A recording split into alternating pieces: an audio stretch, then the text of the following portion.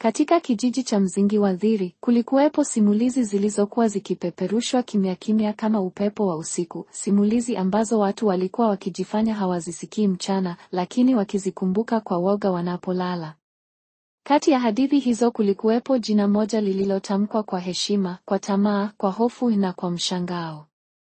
Najma. Najma alikuwa mrembo kupita maelezo. Ngozi yake ilikuwa na uangavu wa mithili ya mwanga unaotoka kwa nyota iliyo karibu kufa. Macho yake yalikuwa marefu, yenye muundo wa upanga uliopakwa hisia, na nywele zake zilikuwa ndefu kiasi kwamba wanawake walijiuliza kama kweli zilikuwa za kibinadamu. Hakupita sehemu yoyote bila watu kunong'ona, huyo si binadamu wa kawaida. Lakini jambo lililozua sintofahamu sio uzuri wake tu, bali namna alivyowafanya wanaume wazimie kama watoto wa kubembeleza, lakini hakuwahi kumkubali yeyote. Mchuuzi wa nguo alimletea kanga za thamani, hakukubaliwa. Mkulima tajiri alijaribu kumbembeleza kwa mifugo, alikataliwa. Hata kijana wa chifu alikuja na ahadi ya ardhi na nyumba mbili. Najma alitabasamu tu, lakini alitamka kwa sauti nyororo iliyojaa siri. Moyo wangu hauchagui kwa vitu, unachagua kwa hatima. Lakini hatima hiyo hakuna yeyote aliyeifahamu.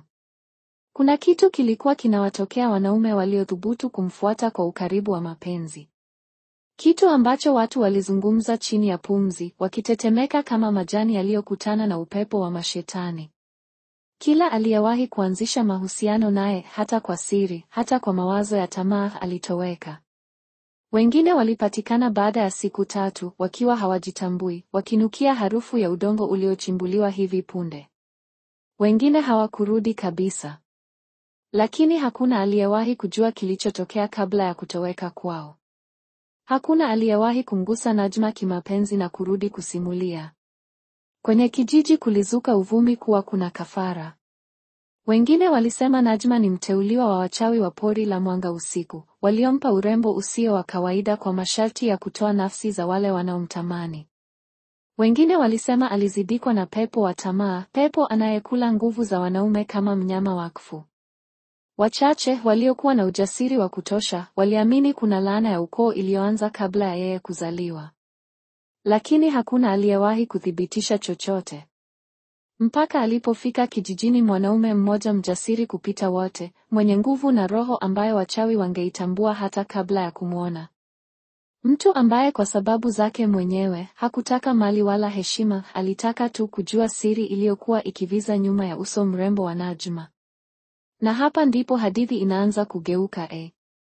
Usiku mmoja, mwezi ulipokuwa mwekundu kama jicho la mnyama aliyekasirishwa, Najma alionekana kwenye mto, akijitazama kwenye maji, kama vile mtu anayemwogopa na kumtaka kivuli chake kwa wakati mmoja. Mwanaume huyo alimfuata kimya kimya, bila kujua kuwa alikuwa anaingia kwenye mtego ambao wanaume wengine hawakuwahi kupona. Lakini usiku huo, Najma hakutabasamu. Hakutembea kwa maringo yake ya kawaida. Aligeuka polepole na kwa mara ya kwanza kabisa macho yake yalionyesha woga. "Usinifuate," alisema kwa sauti iliyotikisika. "Kwa nini?" aliuliza yule mwanaume. Najma akasema kwa sauti iliyokuwa nusu ya kuomba, nusu ya kuamuru. "Kwa sababu leo, ikiwa utabaki hapa, utajua siri ambayo hakuna aliyewahi kurudi kuieleza." Hapo ndipo upepo ulipoanza kulia, maji ya mto yakabadilika rangi, na giza likaanza kuzunguka miguu yao kama wingu la moshi hai. Upepo ulisikika ukizomea kama watoto waliopigwa marufuku kucheza usiku. Mti mmoja wa mkuyu ulitikisika kana kwamba mizizi yake ilikuwa ikihama ardhini. Mwanaume yule, jina lake lilikuwa Juma, mwana wa mpigaji ngoma maarufu, alijikuta akishindwa kugeuka. Miguu yake ilikuwa mizito, kana kwamba ardhi ilimkumbatia. Najma alimkaribia taratibu, uzuri wake ukionekana kama unawaka katika giza. Lakini uso wake haukuwa tena ule uliovutia kila mwanaume, sasa ulikuwa umejaa huzuni nene, kama mzigo uliojaa vizazi vya maumivu. "Juma," alitamka kwa mara ya kwanza, na jina lake lilipotoka mdomoni mwake, upepo ulitulia ghafla. Juma alishtuka, hajawahi kumwambia jina lake. "Unanijua?" aliuliza. Najma akafumba macho kwa sekunde moja, halafu akasema kwa sauti ya chini, muda si rafiki yangu. Wakati siku zangu za kuficha siri unapungua. Alinyanyua mkono wake na Juma aliona kitu ambacho wanaume wengine hawakuwahi kuona kabla ya kutoweka kwao. Katika kiganja chake kulikuwa na alama ya duara iliyochorwa kwa damu, lakini iking'aa kama imetengenezwa kwa miale ya mwezi. Ilikuwa ikipiga mapigo kama moyo wa pili. Juma alisikia sauti, si masikioni, bali moja kwa moja moyoni mwake, sauti ya kale, nzito, yenye mizizi ya enzi za mababu. Amekuchagua, kwa nini amekuchagua wewe? Alitetemeka. Hiyo ni nini? Aliuliza kwa sauti iliyovunjika. Lakini kabla hajapata jibu, ardhi ilipasuka kidogo karibu na mto. Kutoka chini ilichomoza kivuli kikubwa na chembamba, kikijikunja kama moshi wa makaburi ya zamani. Kilizunguka miguu ya Najma kama mnyama anayemilikiwa. Juma alijaribu kurudi nyuma, lakini kivuli kikatoa sauti ya kupuliza ya kikatili na ardhi ikamfunga miguu zaidi. Najma akasema kwa sauti ya maumivu, Juma, sikutaka hili likukute. Lakini tangu uliponiona siku ile sokoni, alikuchagua. Na akishachagua mwanamume hakuna wa kumkwepa. Nani? Juma aliuliza, sauti yake ikipanda kwa hofu. Najma alimtazama moja kwa moja machoni, na kwa sekunde moja macho yake yakabadilika rangi kuwa nyeusi kabisa, bila mboni, bila mwanga. Huyu, alisema kwa sauti ya pepo zaidi kuliko ya binadamu, ni mwanga usiku, pepo aliyefungwa na ukoo wetu kwa vizazi vitano. Yeye ndiye aliongezea uzuri wangu. Yeye ndiye anayeamua mwanaume wa kuchukua nguvu zake kwa kafara. Kivuli kilitoa chacho la furaha ya kinyama, kikizunguka kichwa cha Juma kana kwamba kinapima uzito wa roho yake. Juma alijaribu kujikomboa. Kwa nini mimi? Najma akajibu, kwa sababu wewe sio kama wengine. Roho yako ina mwanga ambao yeye anautaka. Ukilaliana nami leo atakuchukua. Ukikataa, Alinyamaza, macho yake yakirudi kuwa ya kibinadamu, machozi yakimtiririka. Atakuwa usiku huu huu. Juma alihisi baridi ikipenya mifupa yake. Kuna njia ya kuishi? Aliuliza kwa kunong'ona. Najma akakaa kimya kwa muda mrefu, kisha akasema kwa sauti iliyovunjika, kuna njia moja tu, lakini ukisikia huwezi kurudi nyuma. Kivuli kilianza kukaribia, kilikuwa kikubwa sasa, kama mtu aliyepinda mgongo lakini na miguu minne. Kilikuwa hakisubiri. Kilitaka jibu. Najma, hiniambie. Akapumua kwa shida. Siri ya kuishi iko kwenye kitu ambacho hakuna mwanaume aliyewahi kukikubali. Jambo ambalo likifanyika hutokuwa tena mwanaume wa kawaida. Kivuli kililia kama wimbo wa mazishi. Na sio kila mtu ana ujasiri wa kukikubali. Juma akapumua kwa nguvu. Niambie. Ni nini hiyo? Najma akasogea karibu, macho yake yakimwangalia Juma kama mtu anayejua mwisho umewadia. Kabla aseme, kivuli kikamwinua juu angani kwa mikono ya giza, kikiandaa kuchukua roho yake. Na hapo ndipo Najma akalia kwa sauti isiyo ya kibinadamu. Usiguse. Hajachagua bado. Lakini pepo hamsikilizi mwanadamu. Kivuli kilimsimamisha Juma hewani kama mzigo usio na uzito. Mikono yake ya giza ilining'inia kutoka moyoni mwa ardhi, ikitega mawimbi ya baridi kwenye hewa. Juma alihisi nguvu zikimponyoka taratibu, sio kama mtu anayechoka, bali kama aliyekuwa akiibiwa kitu kisichoonekana. Najma alirukia mbele kana kwamba angeweza kupigana na pepo hilo, lakini mwili wake wenyewe ulirudi nyuma kwa nguvu iliyomzuilia. Urembo wake uliwaka ajabu kinywani mwa giza, lakini macho yake yalikuwa na hofu ya mtoto anayejua zimwi lililo katika ukoo wake. Mwanga usiku alipiga kelele, sauti yake ikitikisa mto. Bado hajafanya uchaguzi. Kivuli kikasimama. Kimya kilitanda. Kisha sauti ikatoka ndani yake, sauti nzito kama ngoma ya maziko, mwisho wa usiku umefika. Chaguo lazima lifanywe sasa. Najma akageuka kumtazama Juma, macho yake yakijaa huruma ambayo haikuwahi kuonekana kwenye uso wake. Juma, ulitaka kujua siri yangu? Umeiona? Uko hapa sasa. Hakuna kukimbia. Kivuli kikamshusha taratibu hadi chini. Akapiga magoti akihema kama mtu aliyekimbia safari ya siku 3. Mwili wake ulikuwa mzito, lakini akili yake ilikuwa bado inawaka, hajachukuliwa, bado ana pumzi ya uhai. Niambie sasa, Juma akasema kwa sauti ya kutetemeka lakini thabiti. Kabla anirudie. Ni nini hicho unachosema kinaweza kuniokoa? Najma akapumua kwa kina, halafu akakaa chini, akiegemea mwamba wa mto. Kivuli kilijikunja pembeni yao, kikiwa kama mnyama anayesubiri kula mawindo yake. Katika ukoo wetu, Najma alianza kusema, kuna agano la zamani. Pepo huyu, mwanga usiku, alitupewa kama mlinzi, lakini kwa gharama.